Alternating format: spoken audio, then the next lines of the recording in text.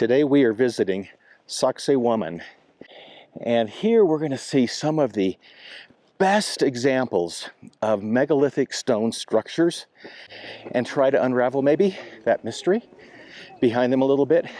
Sacsayhuaman is located just outside of Cusco, the capital, the ancient capital of the Incas, and it was incorporated as part of that capital. The capital was laid out in the shape of a puma, and Sacsayhuaman was the head of the puma.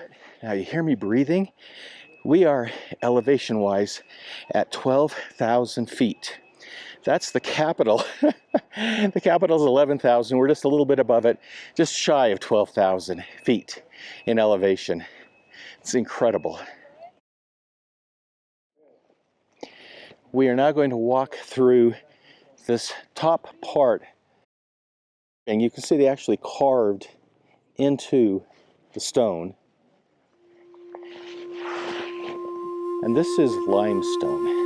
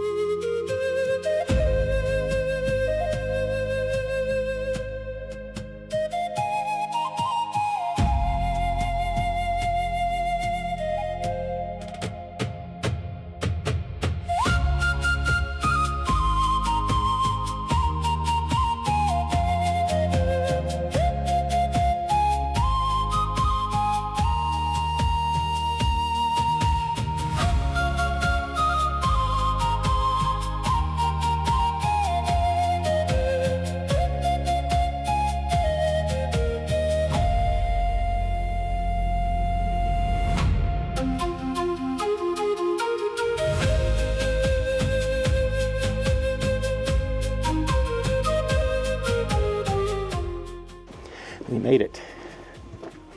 Oh, there's more.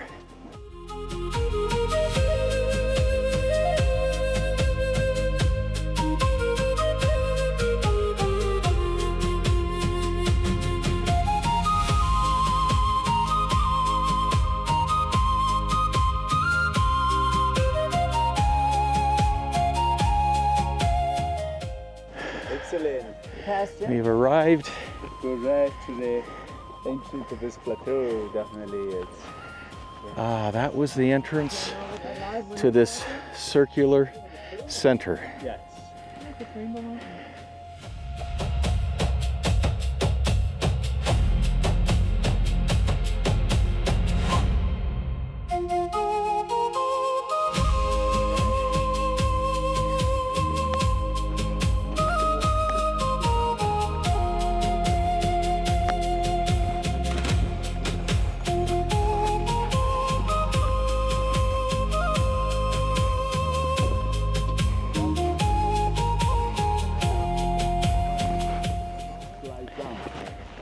As a rockhound, I found this to be fascinating. This is a natural formation. It's all limestone, and it was carved out by ice in the Ice Age. Look at the layering of the limestone and then the shape. That is just spectacular.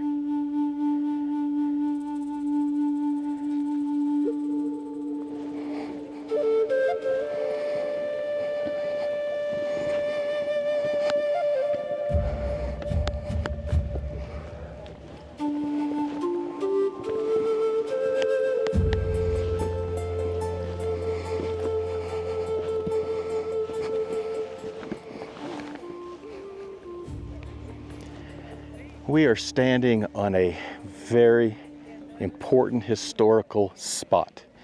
Sacsayhuaman was a spiritual center that represented the head of the puma, And Cusco is the body of the puma. Cusco was the ancient capital of the Incas. And this spot right here is where the Incas held out for their last stand as the Spanish were conquering them. It took the Spanish several campaigns before they were finally able to overcome the Incas because of that wall right there. That wall served as an almost impenetrable fortification. And you got to think of it this way. After the Spanish conquered and they took over Cusco, they began to build their own churches and citadels and plazas and so forth, and they robbed a lot of these stones. They're gone. You'll find them now all throughout Cusco. So how did this place really look in its prime? We don't know. And then there's the whole question about who really built it. Did the Incas build these megalithic stone structures? Were they here from thousands of years before the Incas, and the Incas built on top of it? We don't know. Mainstream archaeology would say the Incas built all of it. They could be right. I have a personal opinion. It doesn't look that way to me. When I look at the top parts, the stonework that fills in gaps, that is so archaic in comparison to the megalithic stone structures that I cannot imagine it was built by the same culture. The second thing too is you see similarities between these stones and the stones, the megalithic stones you find in other parts of the world, particularly with these knobs that pop out here and there. No particular pattern, they just sort of show up. We'll find a few and film them, but it's a mystery as to what purpose they actually served.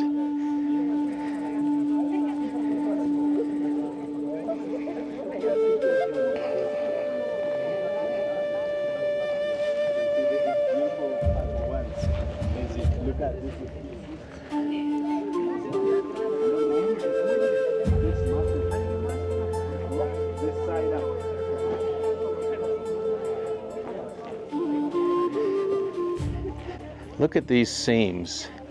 I cut rock. I know how hard it is to cut rock. These seams are perfectly fitted and then sometimes curved. That is the real mystery to me, is cutting a curve is very challenging. Some of these stones are 150 tons. And then look at the difference. Look at the difference in the building style. Just nicely fitted rocks on the top. That's not bad. Not bad, but it isn't anything like these.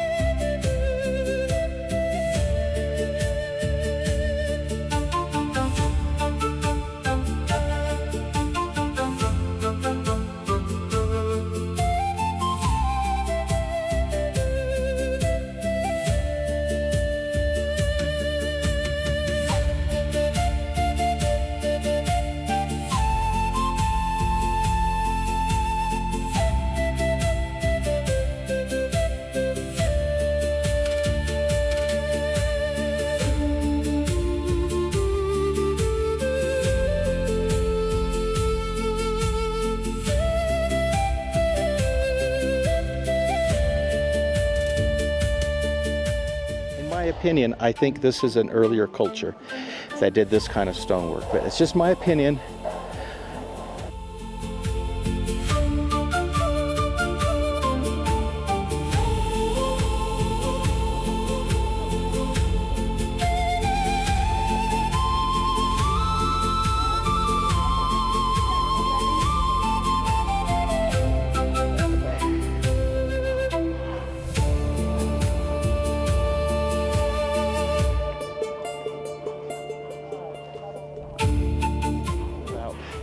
The Incas defending their empire against the Spanish, and the Spanish came up through, and this was the wall the Inca were defending. It makes you wonder, how did the Spanish defeat the Incas? The Incan Empire had a population of upwards of 12 million people, and it was very organized. And the Spaniards were far outnumbered, and although they had some gunpowder, yes, and muskets and stuff, still their numbers were so inferior. How did they defeat the Incas? The same way they defeated the Aztecs.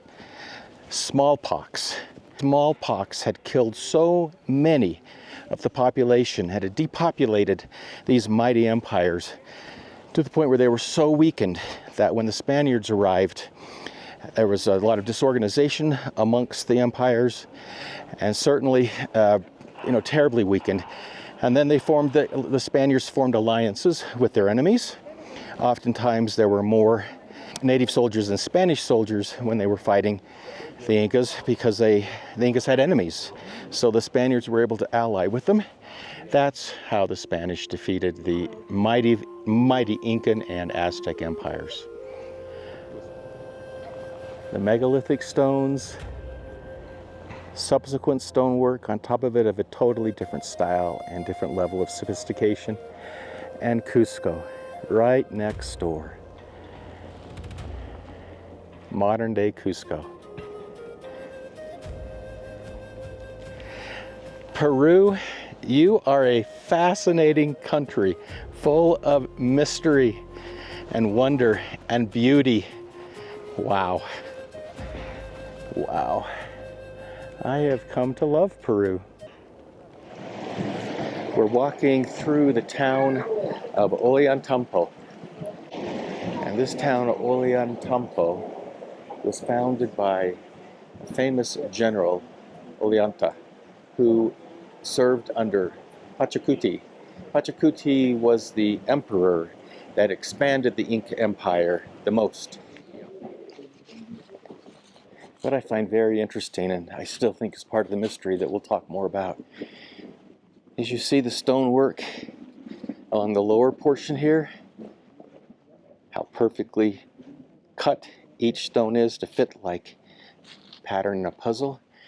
And then on top of it, a totally different architectural style. Very basic, just rocks with mortar. Very basic. So the question is, why?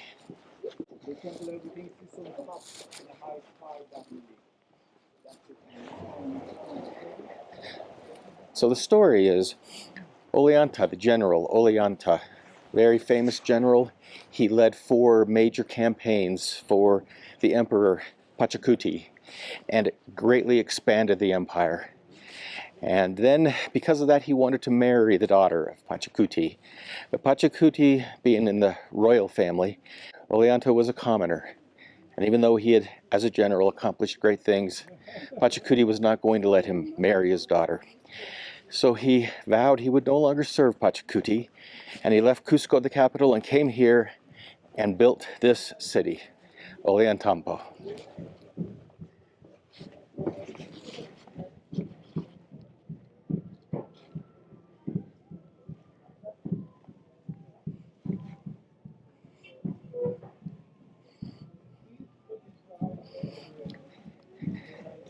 This is an Inca town that is a living Inca town, still lived in by the descendants of the original Inca that built it in the 15th century, around 1450, they believe.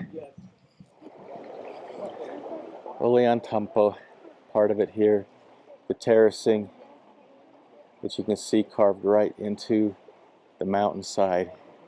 all for agricultural purposes. And it makes me think that's a lot of work to carve out just a little extra farmland.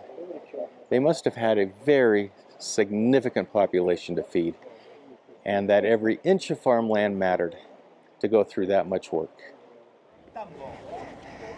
A little piece of fascinating history about this Ollantaytambo. I'm not quite saying that right. But when the Spaniards came in the 1570s and they were conquering the Inca Empire, this was one of the last holdouts. And the Incas came here and they secured the Temple of the Sun. And they used boulders, they wrapped them in yarn and alpaca and llama fat so they could light them on fire and throw them down on the Spaniards. They also built a reservoir, a dam, up higher, and when the Spaniards were getting close and crossing the valley, they broke it to flood them out. They did everything they could. They put up a valiant resistance, but when it became evident that they were going to eventually lose, they did not want to lead the Spaniards to Machu Picchu, which was the most sacred spot to all the Spaniards, or to the Inca. So they diverted and headed up towards those mountains and led the Spaniards on a trail that led to nowhere. And the Spaniards never did find Machu Picchu, and it was eventually lost to history until 1915, when it was discovered by an American explorer, Hiram Bingham. So their trick worked, and they saved their most sacred spot from the Spanish. We're standing on a terrace, and you can see this terrace was built with a variety of different rock. I see all kinds of rock in there. I see basalt, I see some chunks of like shale, I see some granites, I see a lot of limestone and even sandstone. But it's loose, right? It's not fit so tight. And then you hit this stuff that is perfect. I mean, that is perfect. And down below us, we're down a little low. We were sitting on it. Yeah, you kind of see one piece right there. It's pink granite. And what we're going to find on top is granite that they took from the quarries several mountain ridges over. And how they got it here, I have no idea. We're on our way up to the Temple of the Sun.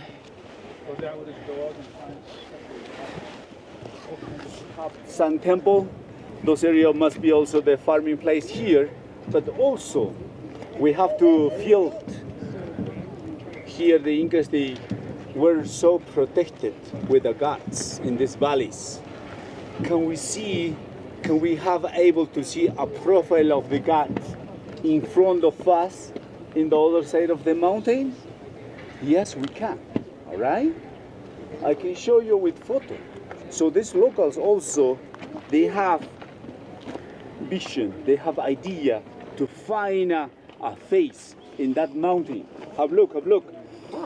A rocky face becomes this front, nose and eyes, mouth with a big bearded man. This man has also little crowns, upper part, but this man from here should be a sack of seeds in his shoulder of this god. He must be holding those seeds, which will be provided in the next season. I see the face. Yes, next season for the other locals who lives in the bottom part, and they can use these seeds to sow in their fields, definitely. You understand? See, I want to point out to you here, look at the variation in the stonework. You see massive big blocks of rock that are very carefully cut and fit like a puzzle. Yes.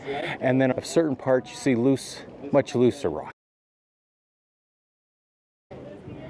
So clearly different eras of construction. You can see there just basic rock construction as opposed to these enormous boulders.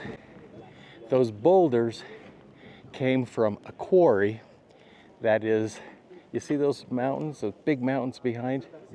Back even behind them, So they had to hew those out and get them down that huge giant mountain and then across the river and then up to here.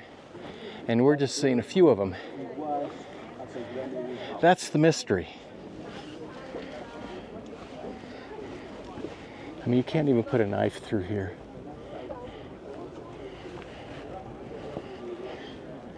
So that's really the mystery. Was this found and then built upon by the Incas, or was this built by the Incas? They say it was built by the Incas, but I mean, let's walk up here.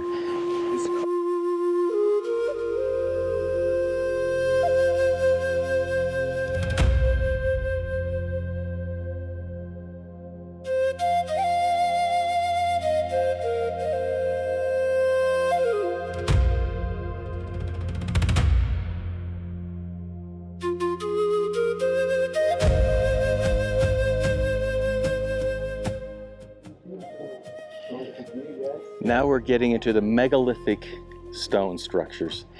And these knobs that you see, that is the mystery of commonality. We see that on megalithic stones in Egypt, Japan,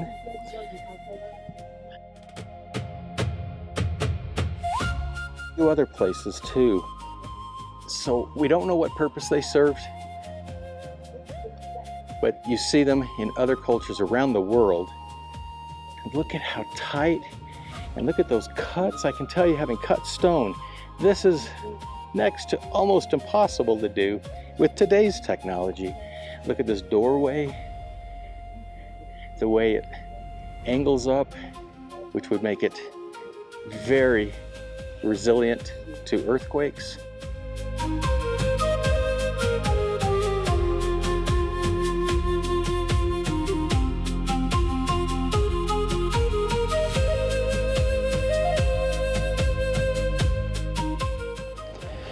We are now arriving to the top of the Temple of the Sun, and now we're really seeing the megaliths. These are big boulders of pink granite. The quarry is around, kind of up, you can't really see it, but it's clear up and over to the very tip tops of those mountains. They would have had to bring giant boulders like, well, these, down, all the way down, crossed and all the way up here, and at the same time getting them carved so perfectly with, again, some of these unusual, you know, sort of curvatures here and there and little knobs that stick out. I mean, this is seriously very advanced and sophisticated work. I don't know how they could have done it.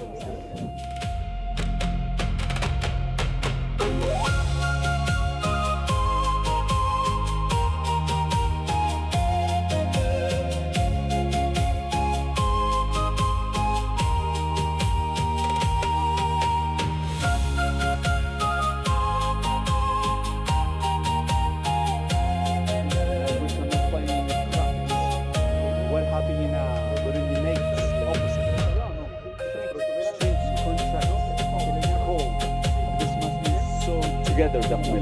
You see it? Yeah. That's why we have. Also, you can see little ones, beautiful, like in the areas. Some like stairs, a little like we call this. We think it should be like this photo. You see? Like this one, like this different stairs could be symbols, microclimes, or rules in that time. They call like a cross. But little ones, those and those one like a pumas. Those little, yes, those and these three, like 1, 2, 3. This must be pumas because the pumas very important, definitely in the time. Like it represented the strongs. Cusco City has shape of puma, so those one also represent symbolic way where they appreciate those teams back in the days. Granite rocks came from those mountains way back there. In addition to How in the world did they get them moved over here? How in the world did they carve them like this?